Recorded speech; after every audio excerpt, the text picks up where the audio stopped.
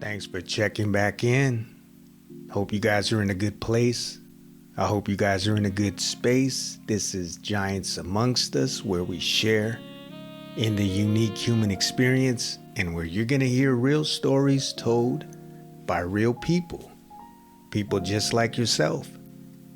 If this is your first time checking in, this channel is an extension of a podcast that's already available. You can find it on Spotify, you can find it on Deezer, whichever streaming platform you like to plug into, tune into, and listen to whatever it is you listen to. It'll be right there.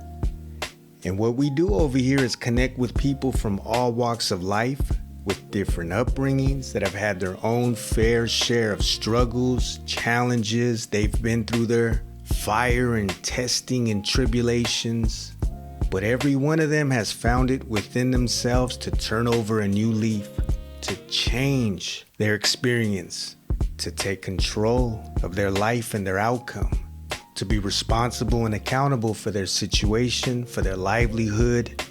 And so every one of these experiences, every one of these stories, it looks different, it feels different, and it is different.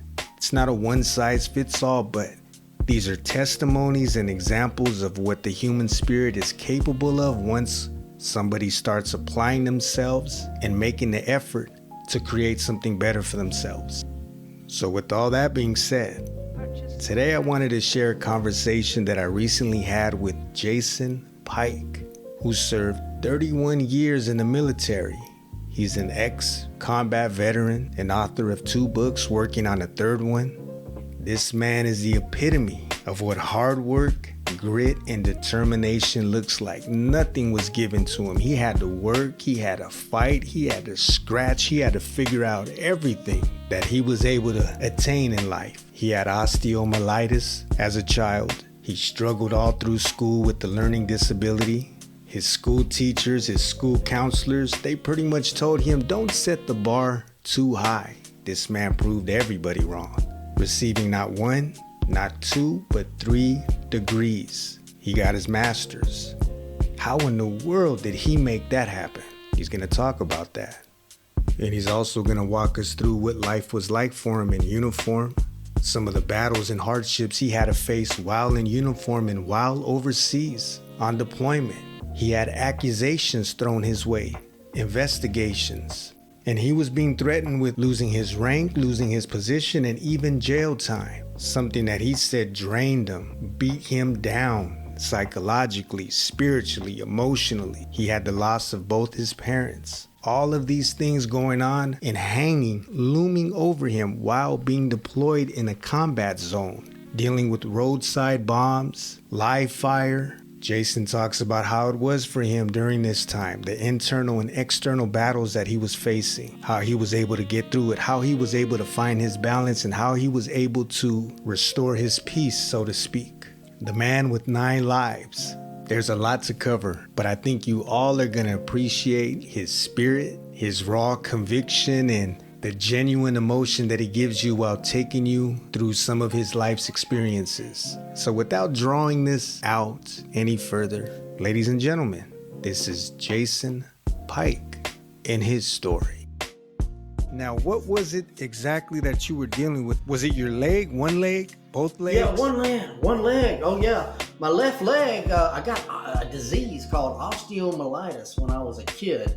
It's a bone disease, and it infected. It was just I bumped my knee like we all bump our knees when we're kids, but it triggered something that was already in the system. I'm not a doctor, but the damn thing blew up. It became infected, and it became the size of a cantaloupe. And I like, whoa, this is, and it was in the 1970s, and it was very, very painful. They had to put these shots into the left knee to I guess it were antibiotics, but it had to go into the knee, and it was painful. And eventually I kind of recovered. My left knee is a little bit deformed, but I did recover through pain. And Oh, that was 100% it was recovery. Yeah, it was basically about a 90% recovery. It was still looking odd. It still clicked it clicked and clanked, and every once in a while it did that. But it was a pretty well good recovery, I would say. So it was about a year. I was on crutches as a kid. And once I got off the crutches, I had to build myself back up again. In other words, I had to physically, just exercise and things of that nature and just get back into the groove. And then when I became a teenager, I had to work on my legs and things. I was not a big guy. I was small. I was kind of skinny, and I had to like work on my legs and work running and things. And but it's right now it's doing pretty good. It's really as long I like to. I can't run too much, but yeah, as long as I just do my leg lifts and do my squats and do my leg extensions and keep the muscles around that knee. Yeah, that Okay. helps out a lot. Yeah. Yeah. How did you find your way enlisting into the military? Was it something you always Well, I wanted to mean, do? the teachers and my high school counselors and even they knew that I could not go to college. They said that you've got these problems learning, which I did and I still do. I'm talking about doing very miserable on these college entrance exams. I'm talking about doing very miserable on these standardized testings. A letter was given. I failed the first grade. I failed English, writing and reading is what I failed. And I know that I'm an author right now, but I got help on that. But no, really, academics were one of the worst things of me. Really, I mean, I talked about the physical problem, but the academic problem was really tough. So I assumed that I'm probably going to have to do manual labor or go in to the military as a private, because as long as I don't have a as long as I don't have a criminal record, or as long as I've stayed off drugs, whatever, alcohol thing, I don't know. I just said that's probably where I'm going to start at, would be in the military, because college, they told me, even though I've got 3 college degrees later on, but they said, hey, there's no way you can do that. And I said, okay, well, I'll just join the military. That's kind of how I was working on it. Yeah. You Joined into the National Guard. National Guard is a reserve okay? force. They used the nickname of the National Guard was Nasty Girls. That's what. Yeah, they used to call Nasty Nasty girls. Girls, That's and right. we were a less The weekend weekend warriors warriors. drinking beer on the weekend.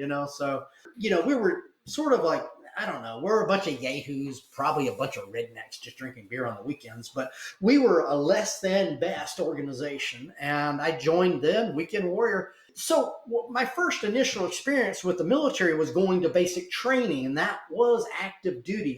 Even National Guard people have to go to their basic initial training. That was Yeah. in Fort Sill, Oklahoma, and it was hell for me. I mean, it was personally the most hellacious experience that one of the most I've ever had. And I don't know if you've seen the movie Full Metal Jacket. That's exactly that Yeah. setup. The language, the barracks, it was just exactly the way it was. Even I was in the Army, but see, Full Metal Jacket, that's the Marine Corps, but it was exactly that same Yeah. way. So I go there and I'm one of the worst of the privates because I'm not able to drink that water coming out of that fire hose so fast. Do this, do that, go here. And I'm just not picking things up. My sergeant, my drill sergeant identified me and another soldier as probably two of the weakest privates out of the platoon of 40. So this story that I'm telling you does not happen, but it happened to me. We went to a criminal correctional facility at Fort Sill, Oklahoma. CCF is what they called it. Send your ass to CCF. And we went there and it was a different level of hell. It was more of like a basic training on steroids. We didn't do anything criminal. It was sort of a drug deal with the sergeants to sort of like make or break the worst privates, and I was one of the worst out of the platoon. Let's send them there as a drug deal, and y'all deal with them, and y'all increase the level of hell, big rocks into small rocks, obstacle courses, screaming, yelling at a much higher standard or a higher degree, and that's what we did for about only 4 hours. And when we came back, I thought I was a criminal. I thought I was going to be processed. And I thought, and also you think you're with these criminals and they're all getting smoked. They're living there, and you're just like you're in and it's kind of a scared straight program. And we came out of there all bloodied up and broken, and oh my gosh, it was hell. And then that is what sort of tweaked me. That kind of changed me. That I don't know. Going through hell sometimes sort of it stimulates parts of the body or the brain. And I thought at that point I could do a whole lot more in my life than people, because some things you just can't explain. I can try to explain this thing to someone who's not in the military, or maybe it's hard. And so I come back and something that everybody detected a change in me, and I did eventually graduate basic training. Of course, I got out of that facility, but I said, you know what? They say I can't go to college. Fuck that. I'm going to go to college. They say I can't do this. I'm going to. Yeah. You know what? They don't understand what the hell I went through, and so I wanted to sort of like challenge that, because yes, I understand on paper and my behavior that I can't do this, you can't do that, and I understand that. But now I'm thinking, no, I don't believe that anymore. And so I started to believe in myself. And first time I got a girlfriend too. But no, it's like, so a lot of things worked out really well, and because I developed my self confidence, and so I got laid up to the age of 18, and that was pretty cool. So so a lot of things changed just because of the Army going through a little extra hell, and coming out of there and surviving, and feeling confident that I could probably do a whole lot more. Coming out of basic training and then going into college, how was that? How did that work out for you? Did you struggle at first? Well, I went to junior community college. I was Mm-hmm. kind of a, I was JC. a yeah JC, a junior college. I was kind of ashamed personally to go, because that's where the less than the best. And I got to start somewhere in life. And That's right. so I Yeah. thought, well, you know what? I'll just go to the junior college, and they take anybody who was lame, lazy, or crazy, and they didn't care about your test scores or anything like that in the past. GPA, JK, none none of of that. that stuff. And I said, well, Come as come you as you are. are. And so I went in there and I applied myself. There were smaller class sizes, and I got tutoring help, and I just worked and worked and worked, and I found jobs where you could study and work at the same time, so you could get paid like a security job and things of that nature. And I applied myself, and I built up my confidence. I started from the like general math and general biology and just the very basics that we should have probably known in high school. But and then I just built it up. And then once I did 2 years, I was able to transfer. Now, you had asked about the ROTC, and even during that time, I was thinking I can become an officer in the military, meaning a manager. I thought that I could probably do Mhm. that. So it's not only in my mind thinking about going to college, but I'm thinking I could probably be an officer in the military. So those things were forming, storming, and norming in my mind. And that's kind of what I did. So I went to junior ROTC program, and I went to a little Ranger cadet program, and I did as much military training as I could. So I was in the National Guard, I was in college, and I was in ROTC. So I did all that at the same time, and I was working. So I had a lot of little feats in the fire in the feet, whatever. So I was going through a lot of different things at that stage, from the age of about 18 up to 20, 22, and started at junior ROTC. I finished that junior college and the ROTC, and I went into a better university, Clemson University in South Carolina, and I went there and I got a contract as a ROTC scholarship cadet, and so my confidence, and I was moving up that ladder. That little engine that could. I kept on just doing these micro steps, and I went through ROTC, and I did. Eventually, I got commissioned. I got my college degree, and I came out, as a second lieutenant, commissioned officer, bachelor's, and I even went to my master's. I just said, "Fuck it, I'm gonna go. I'm going to fuck All like, out. yeah, I'm going to get my master's." I remember talking to my mother and father. He said, "What are you doing now?" So I'm going to go get my master's. Nobody had a master's degree. He's like, I focus in on how the hell I got my college degree and how I was able to get basic college education from someone who's a disabled on paper 3 different times, been verified professionally that I have problems learning and processing. So I just wanted to focus in on that. And so where there's a will, there's an A. It's basically just a way to how I studied, which was I would sit at the front of the class, or I would take recording devices, tape recording devices to record the teacher, record myself. I developed these animalistic ways of learning that were like a feeling oriented food. Sometimes I would read and study and put food in my mouth or sweet tea or coffee. Sometimes I would just change my location where there's a different sight or a different smell. And I would use these animalistic things of taste, touch. Sometimes I would touch the paper and read out loud, read into a recording, listen back to myself.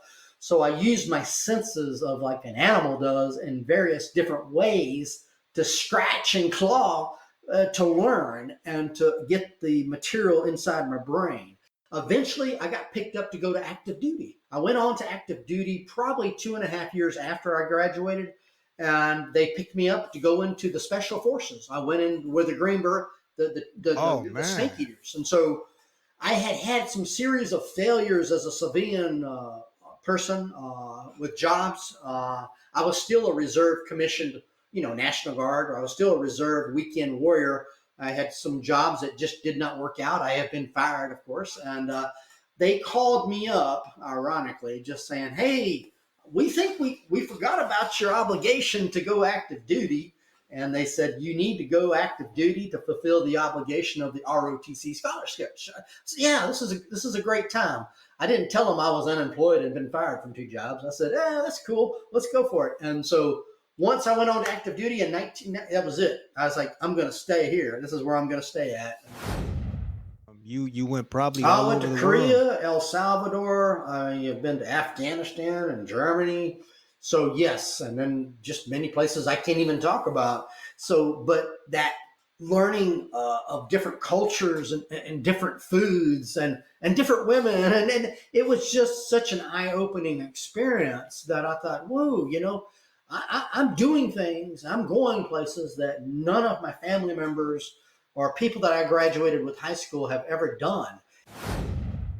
Boom! When my father died, I was in hell, and he always talked about having a legacy for himself, and I thought, well, he had a lot of stories. I'm thinking, and then when my mother died, not long after him dying, I said, I am going to write a book. I know I wouldn't want to do it while they're alive, but I wanted to do it after they passed away. So that's what the death of my family, my mother and my father. That's kind of what triggered me to do it.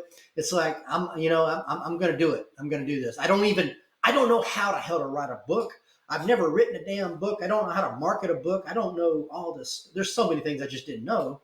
But I said, well, I can figure this thing out and get some help. And that's exactly what I did. And I just went ahead and I said, let's do it. Let's make this happen. And the damn book was probably the most proudest moment after retirement. Retiring from the military is a proud moment, but just getting this book done is like one of my cherished. Like it's kind of like a bucket list, which I'm not going to die, but it was a bucket list item. It was and it was a big one. And I can look back and always. I didn't know it was going to do as well as it did. I had no idea. I just did the best I could with the book, and it definitely hit number one many times. Yeah. The deepest and darkest time did not have to do with getting shot at or seeing people getting shot. It really had to do with your own people. It was in South Korea. It was peacetime. Even though it was post 9/11, we were peacetime with South Korea. It was a garrison environment, 9 to 5 job, pretty much. And I had my family there. So I was not alone. I had my family. I had a daughter. I had a wife. These people that were against me, what they did do is they stirred up rumors and then later on an investigation. So I'll form it that way. So there are games that can be played in the government, in the military, that can screw with people and get them away or transfer them. So what it was in the beginning, I talked to you about. I just didn't walk the walk. I didn't talk the talk. I walked on some turf. I did some things nothing unprofessional, more like just aggressive. Well, the first thing that I faced was I was considered a pedophile. a full colonel in the Yongsan Army Garrison threw out a rumor throughout not only the office but the that I was a pedophile, and that was only a rumor and it was an accusation, and didn't go anywhere. It didn't go anywhere, but I had to live with false allegations that I from senior people that I was a pedophile. Nothing happened. There was no investigation, nothing. It was just like, okay, got dirty looks and things of that nature. My daughter and my wife were there, and my daughter went to the Seoul Elementary School, and I was a playful father. I was a very outgoing, loved fatherhood very, very much. And yes, I went to the school and I ate lunch with my daughter, and I would play out there on the playground swinging on swings. And I just, I love that young phase of fatherhood very, very much so. But I was not a pedophile, but they threw that out there. Nothing happened.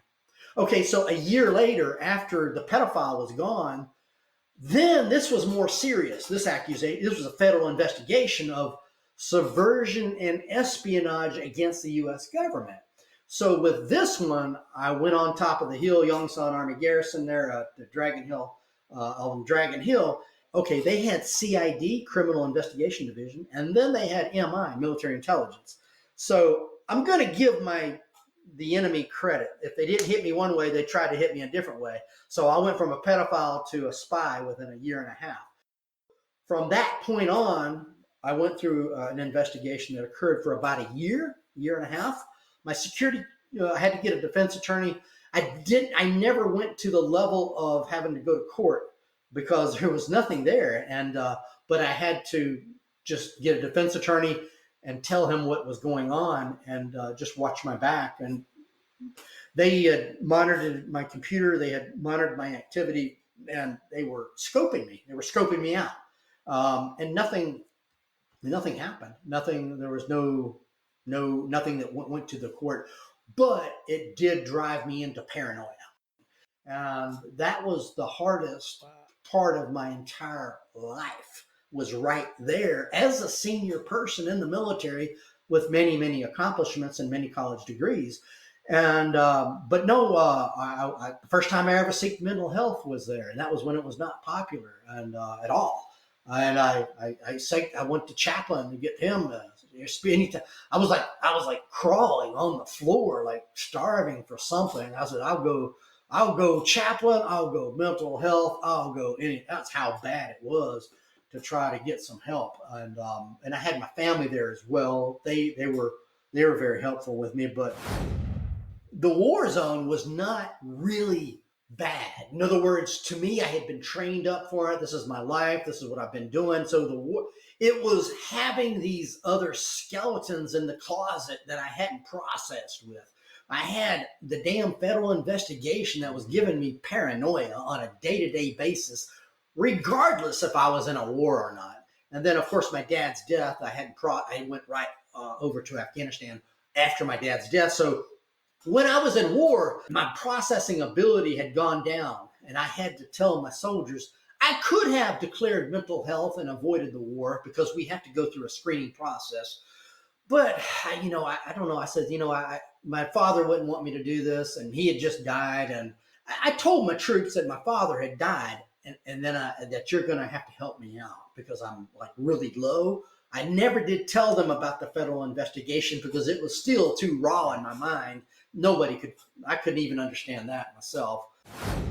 By talking to you and telling you these stories, that's also another method of healing and letting other people say, hey man, like this happened to you. And, so I go through different ways of doing this. The book, the writing, the podcasting, whatever it takes to heal and to come to the closure. And you know what? Like if somebody says, hey man, you helped me out a lot.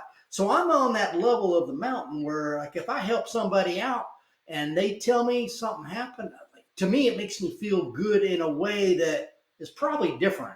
For me to help somebody out, I'm at a point in life where like if I help anybody out, dude, you don't know, there's no amount of money for that. And it's like I'm at a different zone, and That's priceless. Huh? yeah, it's priceless. It's priceless on that one. Hope you guys enjoyed the conversation today. If you want to listen to it in its entirety, You can check out the show notes in the description box. A link to access Jason's website will be there. And on that website, you can get a hold of Jason, give him some warm words if you appreciated his story and his words, and if his experience resonated with you in any way, and also where you can find his book. Both of his books, actually. They're available hard copy, they're available on paperback, and they're also available in audio format where he'll be narrating it in his own words with his own emotion. You guys stay safe out there. Don't forget to check out the website where you can listen to all of the past guests. You can get in contact with us. You can say hello. You can share some thoughts. You can leave feedback. And you can also do all of that in the comments section of this video. We're going to catch up real soon. Before I wrap this thing up, if you would like to be a part of this show and share your story, or even a story of someone in your life that has impacted you in a positive way, you can always reach out to me via email. I'd be happy to connect. Until next time, and very soon, peace. I'm